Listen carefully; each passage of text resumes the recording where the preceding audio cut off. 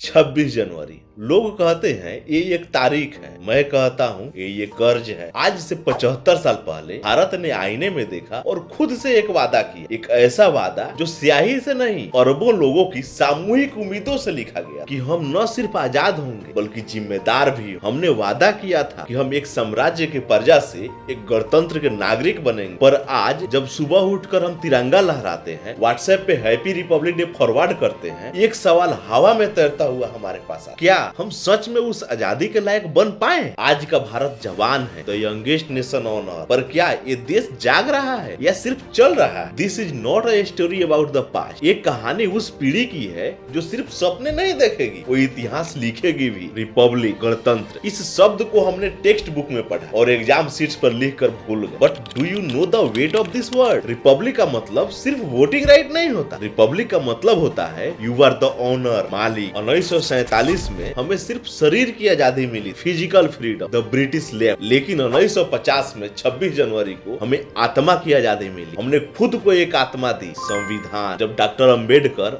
और हमारे देश के पूर्वजों ने वो किताब लिखी, it was not just a rule, it was a map, एक नक्शा, एक ऐसे भारत का जहाँ राजा का बेटा राजा नहीं बनेगा, जहाँ किस्मत हाथों की लकीरों से नहीं माथे की पसीने से लिखे जाए। जब हम कहते हैं we the people of India, तो हम ये नहीं कहते हैं कि सरकार जिम्मेदार है, हम ये कहते हैं कि हम जिम्मेदार हैं। लिबर्टी, इक्वालिटी, फर्टिनिटी, ये सिर्फ एक शब्द नहीं है, ये एक वेपन्स है against injustice. But look around you today. आजादी हमें मिली थी विरासत में, पर उसे संभालना, बनाना और बढ़ाना ये जिम्मेदारी हमारी। सवाल ये नहीं है कि देश ने हमें क्या, सवाल ये है कि हमने उस गिफ्ट का क्या किया। Did we build a republic of dreams और अ रिपब्लिक ऑफ एक्सक्यूजेज?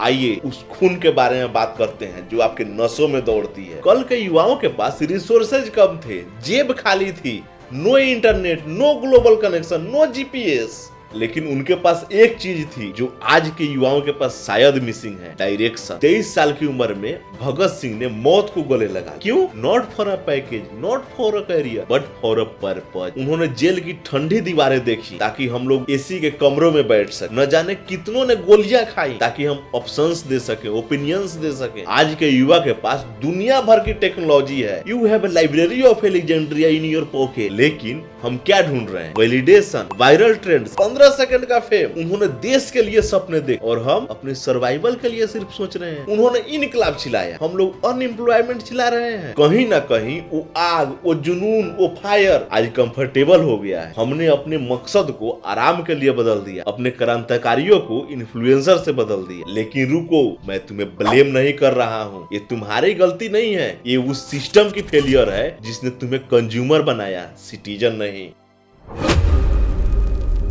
आज का युवा कंफ्यूज्ड है and it hurts, I know it hurts. हाथों में डिग्री है पर आंखों में डायरेक्शन नहीं, दिमाग में स्किल्स है पर रियल वर्ल्ड में कोई एप्लीकेशन नहीं, दिल में सपने हैं पर कोई मेंटरशिप नहीं। हमने तुम्हें स्कूल्स में फिजिक्स पढ़ाया, केमिस्ट्री पढ़ाई, मैथ्स पढ़ाया, लेकिन तुम्हें हिम्मत नहीं पढ़ाई। हमने तुम्हें ये पढ़ाया कि पैसे कैसे काउंट करनी है, लेकिन ये नहीं पढ़ाया कि वैल्यू कैसे क्रिएट करनी है। और जब डायरेक्शन नहीं होती तो वो एनर्जी, वो ऊर्जा फ्रस्ट्रेशन बन जाती है, गुस्सा बन जाती है। जरा सोचिए अपने तिरंगे में का अशोक चक्र के बारे में। इट्स प्रेजेंट्स मोशन, प्रगति, स्टेगेशन इज डेथ, रुकना मौत है। आज का युवा रुक गया है, इसलिए नहीं कि वो चाहता है रुक जाना, इसलिए कि उसको पता ही नहीं है कि किस रास्ते जाना है। डिप्रेशन, एंजाइटी, बेकार होने का एहसास। पर याद रखो, ये जनरेशन प्रॉब्लम नहीं है, ये जनरेशन ट्रांजिशन है। आप पुराने संघर्ष करते हुए भारत और नए सुपर पावर भारत के बीच का एक पुल है। पुलों को भारी वजन उठाना पड़ता है,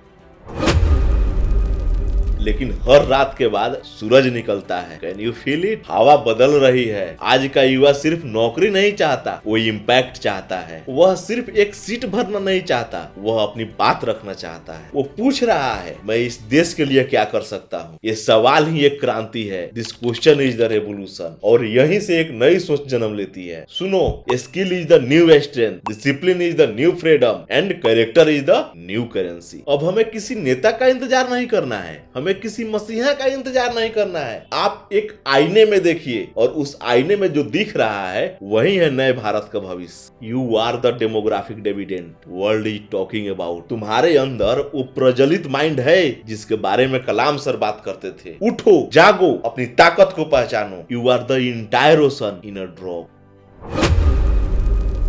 हमें एक नए रास्ते की जरूरत थी जो कंफ्यूजन को क्लियरिटी में बदल दे। इसीलिए एनसीटी कोई कोचिंग सेंटर नहीं है, कोई इंस्टीट्यूट नहीं है, ये एक संकल्प है। और वाओ, एक ऐसा मंच जहां हर युवा अपनी असली वैल्यू पहचान सके, जहां हम जॉब सीकर्स नहीं बनाते, हम नेशन बिल्डर्स तैयार करते हैं। हम यहाँ सिर्फ करियर बनाने नहीं आए, हम यहाँ कैरेक्टर बनाने आए हैं। NCT is the factory of leaders. ये एक मूवमेंट है सोच बदलने का, जिम्मेदारी लेने का, युवाओं की एनर्जी को लेकर उसे देश की रीढ़ की हड्डी में लगाने का। To make India not just a powerful economy but a Vishwaguru again. हमारे पास पोटेंशियल है। NCT gives you the platform. अकेले हम एक बूंद हैं, लेकिन वहीं अगर साथ में है तो सुनामी है।